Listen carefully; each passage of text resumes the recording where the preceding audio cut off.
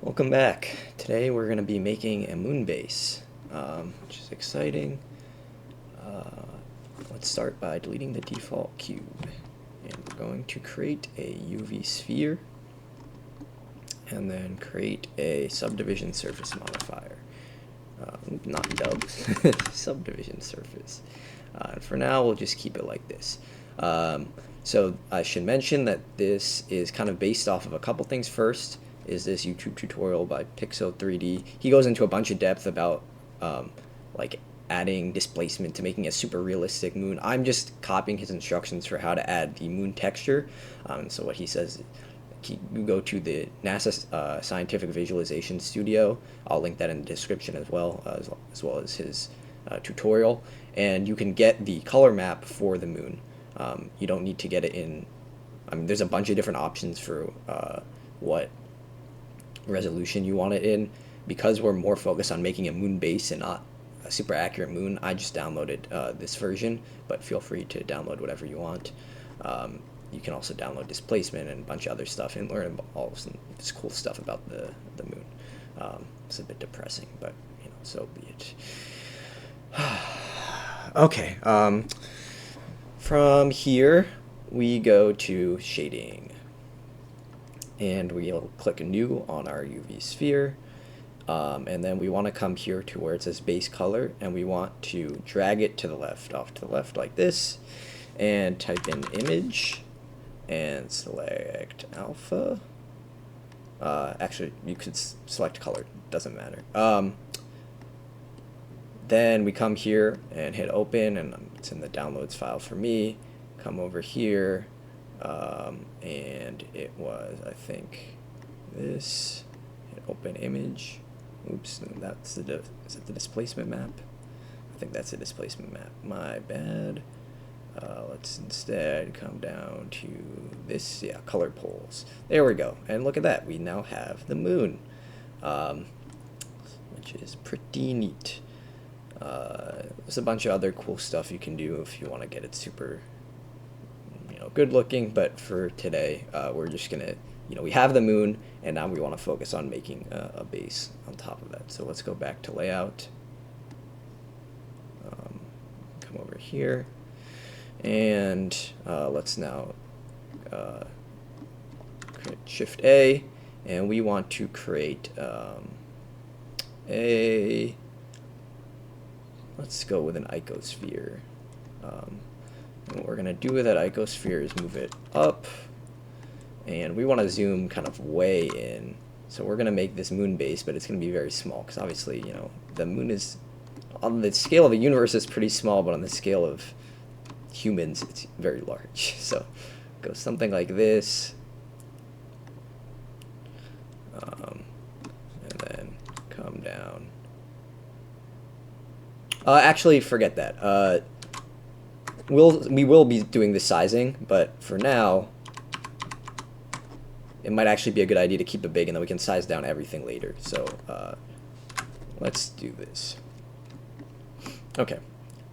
You can now look at it from the side, and let's go to wireframe mode. Let's select go to edit mode, select vertices, and we will select these bottom vertices and delete them.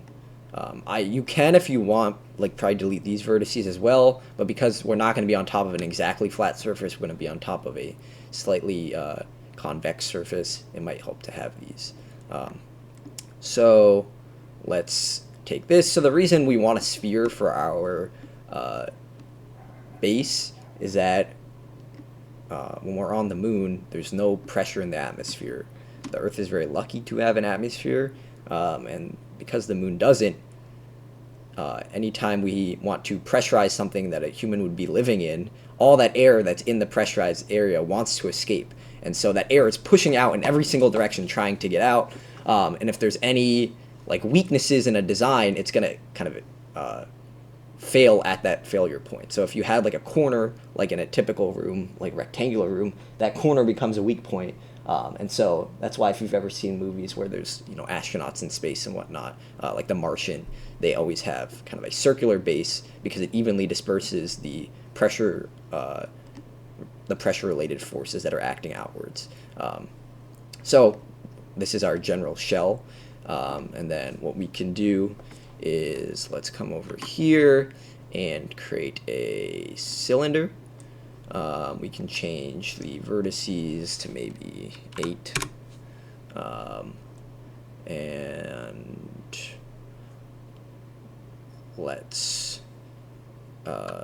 that's good. Select all of you.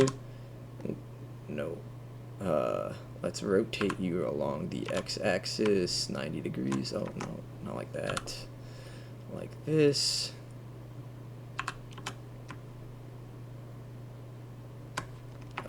Actually, let's look from the side so we know if we're actually rotating it how we want. We want to make sure that it's actually like that. Sweet.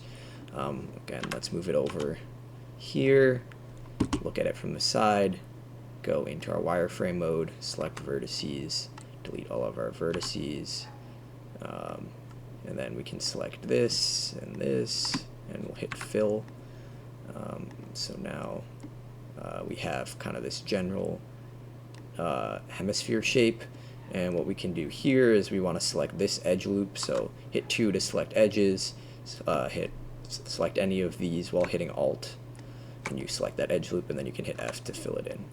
And you don't need to fill the back because it's going to go into here, but if you want to, by all means.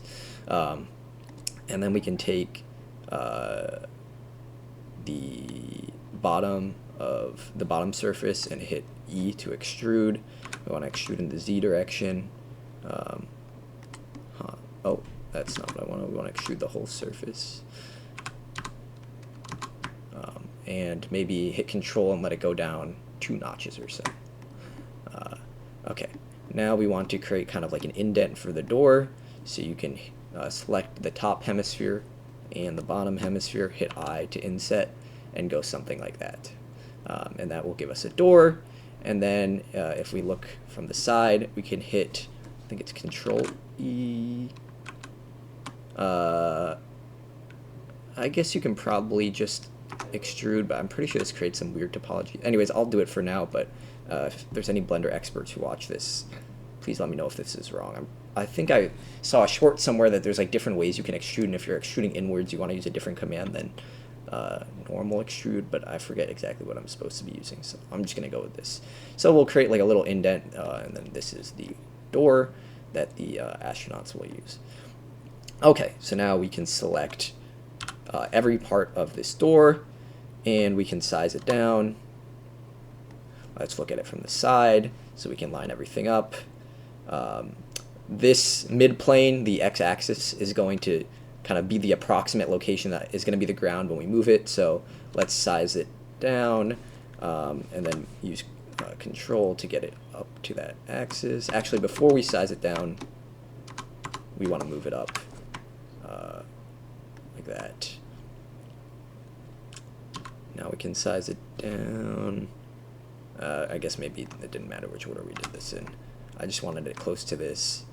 And now we can move it along the x-axis kind of till it's, oops. I guess, okay, before we do that, we want it to be in line with sort of the front of this. So we can use G and Y. Actually, probably use Shift and Y, something like that. Okay, now we can come and look from the front, and we use G and X and something like that. We just try and get it approximately centered. Okay, and you can now see that the door kind of clips into the building, which is what we want. Can do now is select all of this. I think if we use inset, no, not like that. I could have sworn there's a way of doing this. Maybe it's, is it beveling all the edge loops? Yeah, something like this. Okay, so we wanted to kind of make a like hexagonal grid shape thing. Hexagons are pretty strong and they make for good circles. So what I did is I came over here in edge select modes. You can hit 2 or come up to the top and use edge select mode. Select any of these edges on the hemisphere, hit L to select. Oh, I thought you could hit L to select all. Is that not true? Okay, maybe it just didn't work on that one for whatever reason. Anyways, once you selected all of them, you can hit Control B to bevel and then kind of drag out and choose just whatever kind of surface you think looks good. So I think something like that looks pretty neat. So we'll go with that. And then can select, go to edge select mode. I think if we select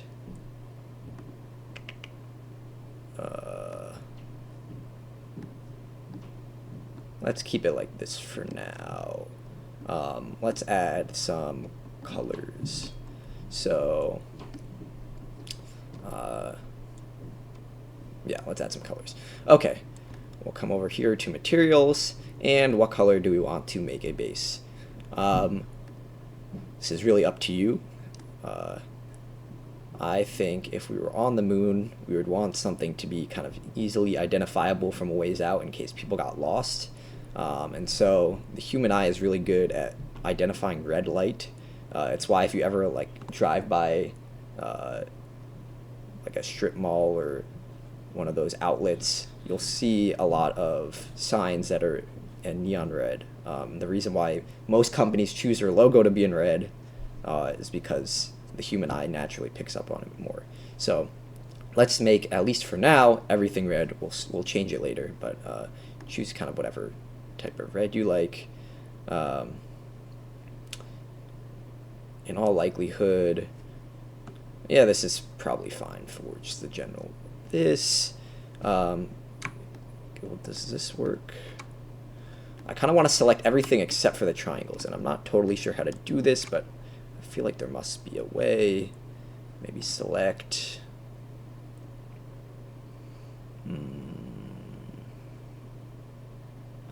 Select similar by area. Yes, okay. So now we've gotten all of the kind of links between the hexagons, and I guess some of them are pentagons. Just make sure, I don't know, for some reason, I guess these areas are not exactly equal, so we can come out here and just manually select them. And these are kind of like the struts that hold up the structure itself. And so I think we can make those kind of like a nice shiny color. I guess it wouldn't be shiny because over time, well, it could be shiny. I was going to say over time it would kind of get eroded away by the natural, you know, just like dust on the moon, which is probably realistic, but we don't really have to care a lot about realism because it's just a model.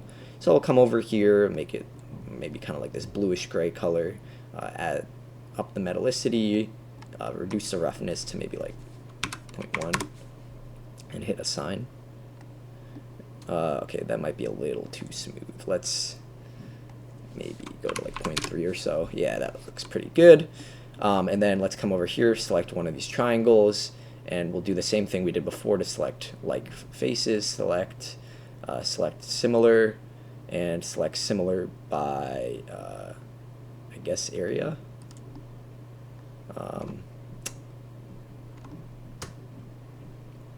I guess it didn't select all of them. Okay, so it seems like there's two main types of triangles, and then I guess the bottom layer has its own thing. But if you hit shift and select each of them independently, and then select similar by area, it should select all of them. For whatever reason, it also selected the sides of this. I guess you can unselect them, you can keep them selected. It's not a huge deal either way. Okay, we now have all of the triangles selected, so let's create a new material for the triangles.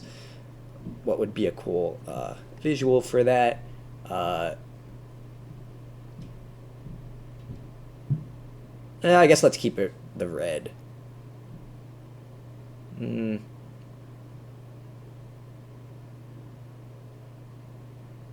Yeah, okay, I don't know. That's my bad. Sorry about that.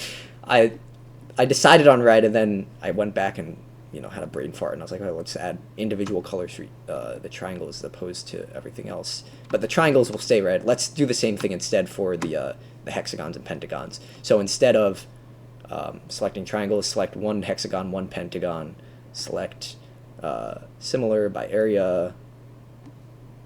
I don't understand why these get selected, but sure, it's not a huge deal. And once you make sure that everything's selected, we're not missing any of them. I guess these are also selected. Very interesting. I don't know why that happens. Okay, now we can create this new material, and this one maybe we will make like a cool shiny golden color or something, just to add some highlights. Let's add the metallic up to like 0.8 or something. Put the roughness down to 0.2-ish. Let's assign just to see what it looks like. So now we have these kind of like golden endpoints for each of the silver rods. Kind of has this cool effect. Maybe this red will change. I think the red is kind of a bit distracting, or it's like a little too vibrant. I think maybe we can, what if we reduce the saturation a bit? Yeah, something like this. And then maybe we'll move it. Let me just play around with this for a bit. I think actually this kind of purple would look better, purple or bluish. Select something like that. I think that would look good on the moon. Okay, cool. Now let's go and select from the side, and we're going to want to add one more material for the door. Let's go to wireframe mode so we can select all of these faces, use box select. Oh, I guess we'll have to independently select the, or you know what, go to circle select, and just kind of click and drag down. No? Oh, because we need a, okay, well, might not be able to do this all at once.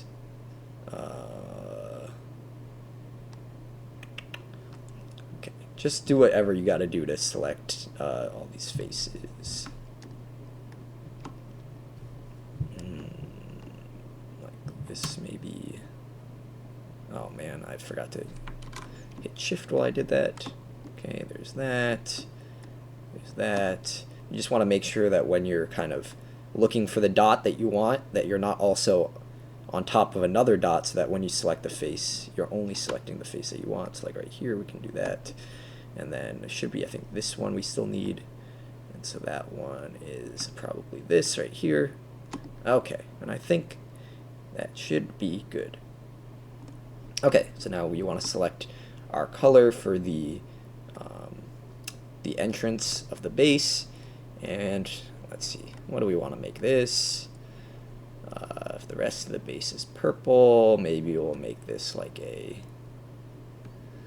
I don't know, a complementary color, like opposite on the wheel. If it was like up here, maybe we'll make it like a yellowish green. Something like that. Maybe reduce the saturation a little bit. Assign. Maybe I'll make it a little more vibrant. Slightly more green. You can just play around with this. There's no rhyme or reason to any of that. And then maybe we'll come here and select these two faces, as well as this inside edge loop. Actually, let's select the inside edge loop first, and let's make it this golden material that we had previously made. Assign. And then let's come here and select these two faces and make it the silver material that we had previously created. Okay, so now we have our entrance, and maybe we want to add like a doorknob or something. I guess there wouldn't be a door lock or a doorknob. It would be like a pressure seal. But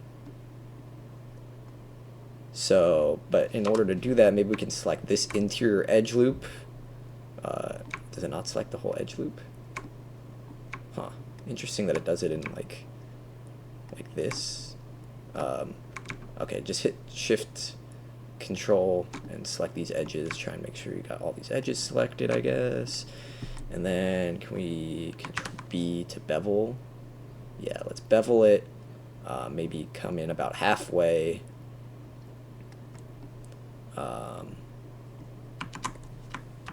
Look from the side, I guess, if that helps. Doesn't need to be super precise or anything. Segments, maybe we can turn to like 3. Honestly, 1 is probably just as good. Let's keep it at 1 like that, and let's change our material. Or not. I mean, we can keep it as this material, or this material, our gold. Okay, so now we have the entrance to our door, and we have all of this. Now we have our general moon base. It's a bit like Scooby-Doo colored, kind of Halloween themed, maybe I'll say, for today is October 30th, so tomorrow's Halloween. Hallows Eve right now.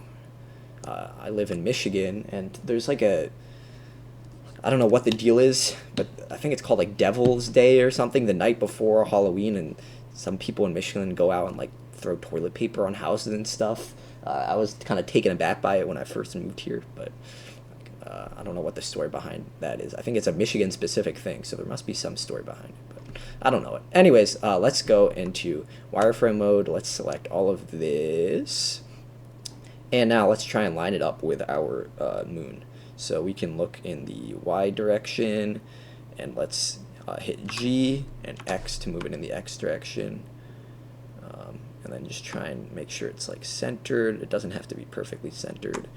And now, okay, go back to Y. We'll kind of zoom in towards the tip of the sphere that we want to go up to. So hit G, Z, something like this. Kind of want to line maybe the middle of the door up with the point you want to go to. Then hit S, shrink it down. Okay, something like that. It's very small, obviously, but I'm just trying to do that to create somewhat realistic scale. It's actually still probably way too big, but you know, just general, just we're not going for super accuracy. We're just going for kind of accuracy. Okay, and then maybe we'll try and get it on the pole of the moon. So G, X, G, Y. The G, Y. Yeah. And then come over here-ish. Now if we look from here, go into our material preview mode and kind of zoom in.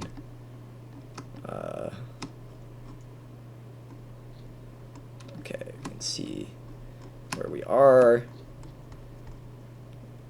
Let's use Shift tilde. Shift tilde and then scroll way down on our wheel, on our mouse wheel, so that our camera doesn't move too fast. We can go like this, hit enter. Okay, now hit G, Z, and Shift to kind of make sure that we see the bottom of the door. We just want the bottom of the door to be almost coplanar with surface, something like that. Like that. Okay, and then I think maybe it would be cool to see a crater near the moon base. So let's go back to object mode, select our moon, and we can just rotate it. Rotate it until we see kind of the surface underneath it. That might be cool. Right now it's just rotating, I think, along the x-axis, but we can also rotate along the y-axis, right? We can also rotate along the x-axis until we see kind of a surface that we would want. And maybe this is an advantage to getting a more detailed version, and you can add bump textures and all that kind of stuff, but I'm not super concerned with that. Just play around with this, something like that. I guess it's not perfectly spherical, so we'll come back here, G, Z, Shift, get it into the ground. Okay, now we want to take our camera and Shift tilde to get our camera in position to view our moon base. So we can go like this.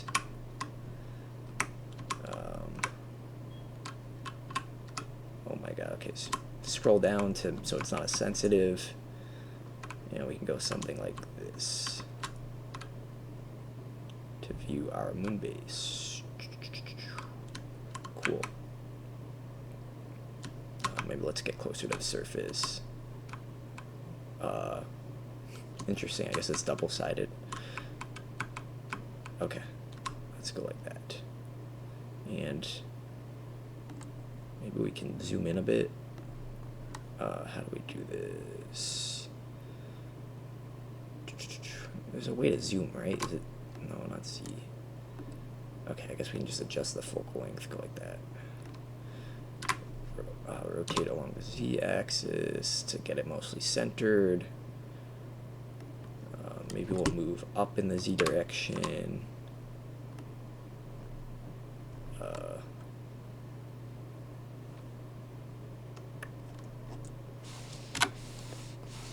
0 to get out of this mode. Move this entire thing up just ever so slightly. Go back to this mode. We'll rotate you like along X like this, along Y like that. Move back along X or something. I don't know. Just I'm trying to get mostly moon in the background instead of background. What we could also do is go to shading. Shading world, make the background of the world black.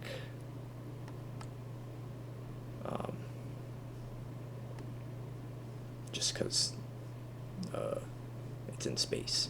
In a previous video I showed how you can add stars into the background. I don't think we have a ton of time left. We're already over time, so I won't do that today. But if you want to, that's something you can do. It might make it look cool. And then let's add a light source. So we'll go back to here, go back to layout mode. I think we already have a light source, but let's try and get it better positioned. Let's get out of our camera mode. Where's our light source?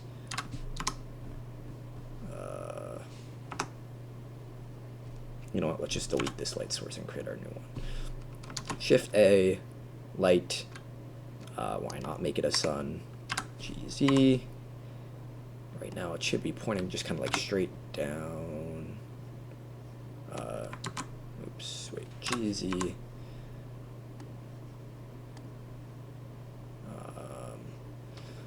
Let's maybe increase the strength to like, I don't know, 3.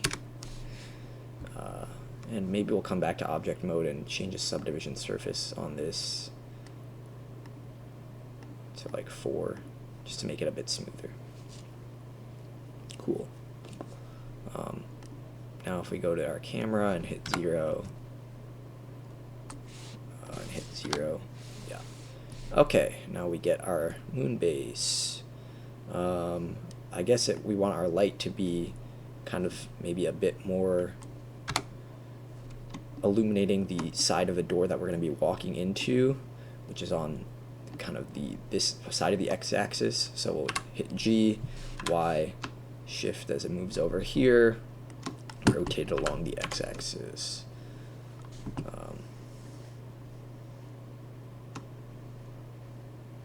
Something like that.